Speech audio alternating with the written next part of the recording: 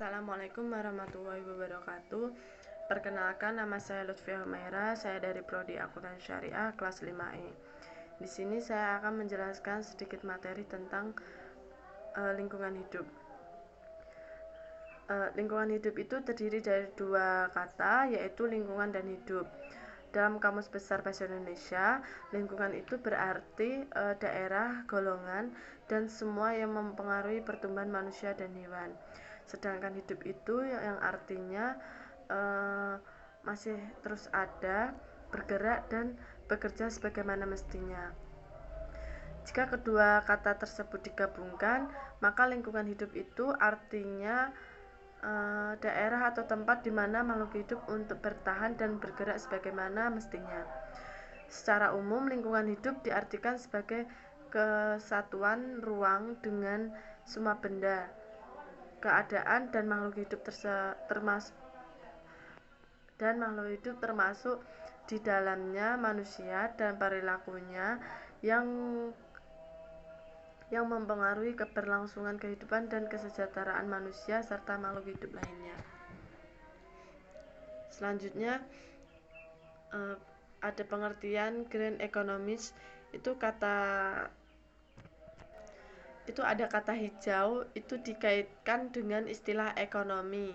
Hijau itu adalah sejenis sekian variasi warna yang bisa membedakan antara benda yang satu dengan yang lain. Namun demikian, di balik warna yang bisa dilihat itu secara kasat mata sebenarnya merupakan simbol yang mengandung makna tertentu yang sudah melegenda di tengah masyarakat. Lalu warna merah itu misalnya merupakan simbol keberanian, lain halnya dengan warna putih yang merupakan simbol kesucian, dan yang hitam itu sebagai simbol keprihatinan. Dan kalau kuning itu simbol keanggunan dan lain sebagainya. Lalu sedangkan warna hijau itu sebagai simbol ketenangan,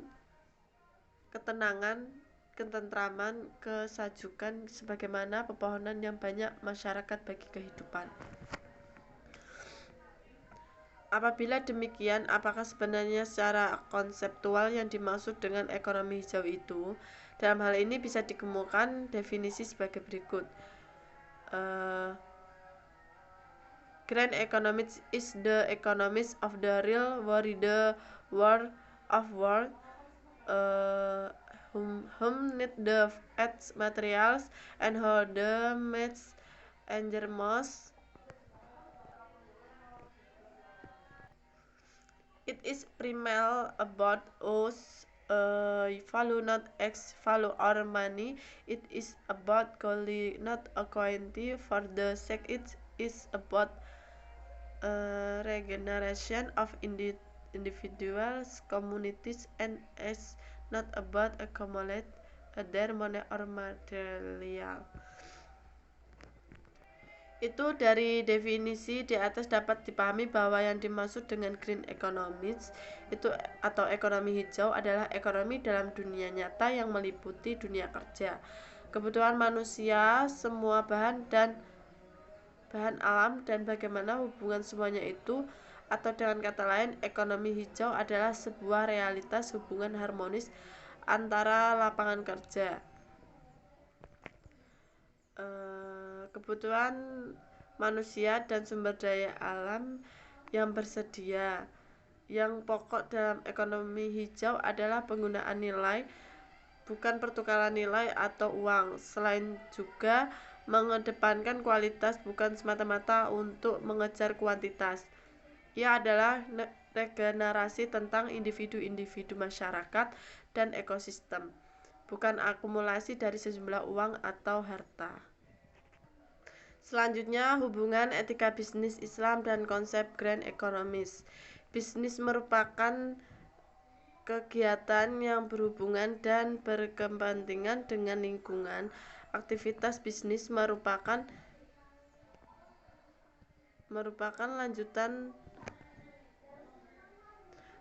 kegiatan penyediaan sumber sumber ekonomi yang disediakan oleh alam lingkungan. Sebab itu, relasi antara etika bisnis dan lingkungan hidup sangat erat sekali. Hubungan antara etika bisnis dan lingkungan hidup terjadi dalam hal penggunaan bahan baku seperti pembuangan sampah, proses industri akan hasil produksi. Hal ini mengandung pengertian jika bisnis itu membutuhkan bahan baku dari alam. Sebab bagaimanapun alam itu harus dilakukan secara layak tanpa merusak habitatnya. Memelihara habitat sama halnya dengan mempertahankan pelestarian alam. Hal tersebut merupakan tanggung jawab suatu perusahaan atau pelaku bisnis yang bersifat eksternal. Bagaimana perusahaan mempunyai tanggung jawab dan sosial untuk memperbaiki dan melindungi lingkungan ke arah yang lebih baik. Maka dengan semakin baiknya lingkungan yang ada di sekitar kita, pada gilirannya akan menggantungkan perusahaan. Rusaknya lingkungan sama hanya dengan terganggunya pasokan bahan baku yang pada akhirnya akan merugikan manusia dalam memenuhi kebutuhannya. Maka dari itu ada hal-hal yang lebih untuk menyelesaikan hubungan antara etika bisnis dan lingkungan hidup yang lebih kita kenal dengan istilah grand economics adalah sebagai berikut. Pertama itu penggunaan bahan baku.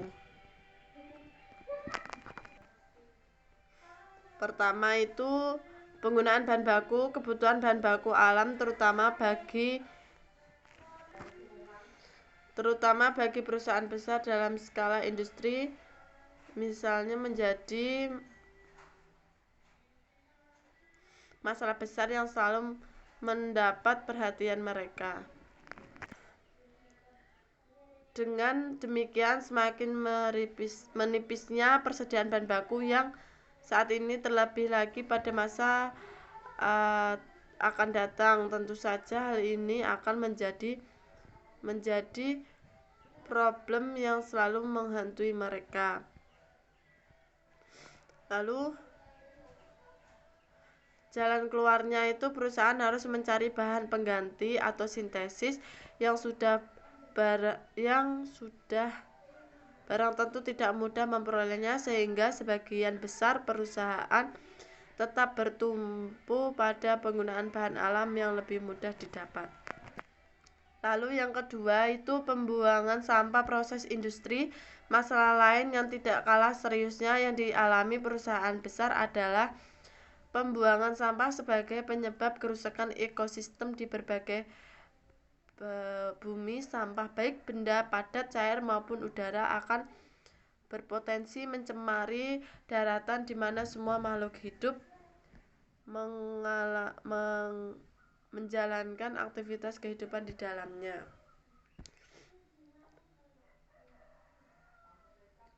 Demikian semakin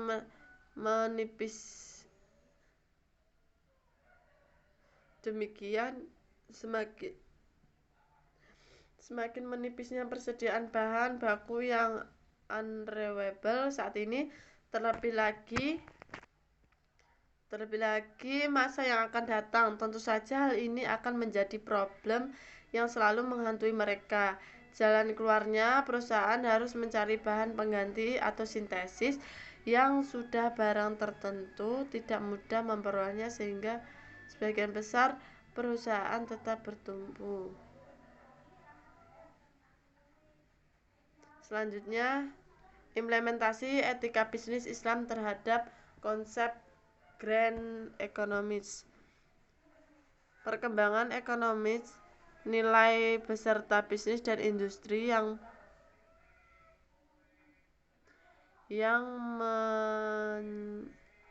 sedang berada dalam fase tumbuh dan yang sangat pesat.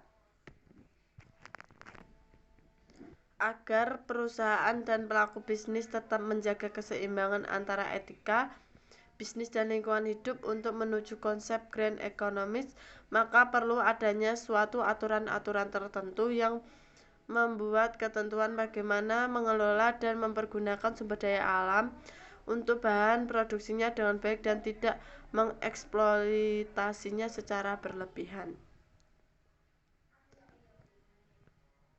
Lalu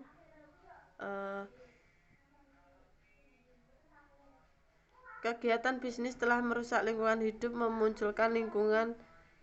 memunculkan paradigma manajemen lingkungan yang menekankan pada perlunya melakukan bisnis tanpa merusak lingkungan. Dalam perkembangan etika bisnis yang lebih manual, gagasan yang lebih komprehensif mengenai lingkungan tanggung jawab sosial perusahaan. Lalu tanggung jawab sosial perusahaan dewasa ini lebih dikenal dengan istilah yang populer yaitu corporate social responsibility. Tanggung jawab pada prinsipnya mengedepankan berbagai alam apa adanya, menyapa perusahaan wajib mempunyai kepedulian terhadap lingkungan. Lalu sebuah perusahaan tidaklah mungkin hanya sebagai sebuah menara gading yang hanya memperhatikan dirinya sendiri, karena tanpa dukungan lingkungan sosial dan alam sekitarnya akan hampir mustahil sebuah perusahaan bisa berkembang. Lalu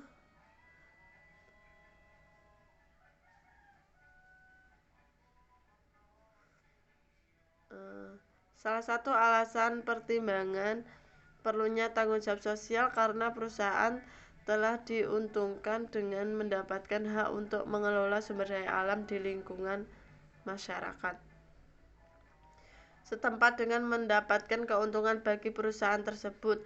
Demikian pula sampai tingkat tertentu masyarakat telah menyediakan tenaga profesional bagi perusahaan yang sangat berjasa mengembangkan perusahaan tersebut. Oleh karena itu, keterlibatan sosial merupakan batas jasa terhadap masyarakat. Selanjutnya, sampai kegiatan bisnis yang dilakukan adalah dengan paradigma bisnis yang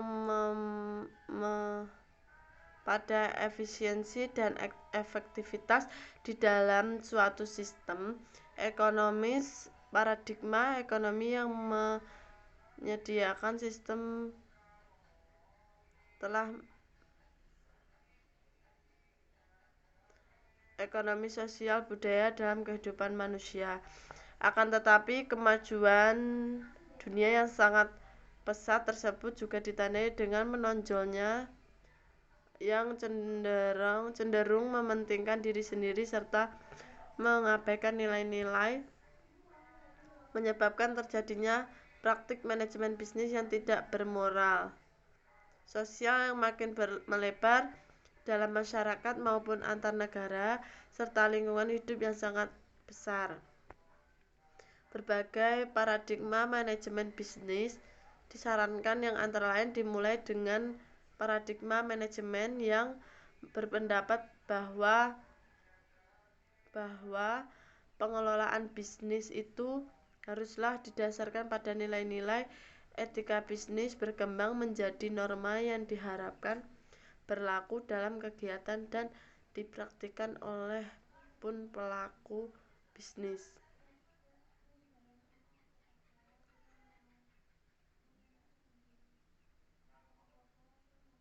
Jadi dapat dipahami bahwa Islam sangat agar menggali kekayaan alam yang terhampar dan ditekankan untuk meneliti melestarikan alam yang telah diambil dan dimanfaatkannya. Sekian, itulah penjelasan dari saya. Saya akhiri. Wassalamualaikum warahmatullahi wabarakatuh.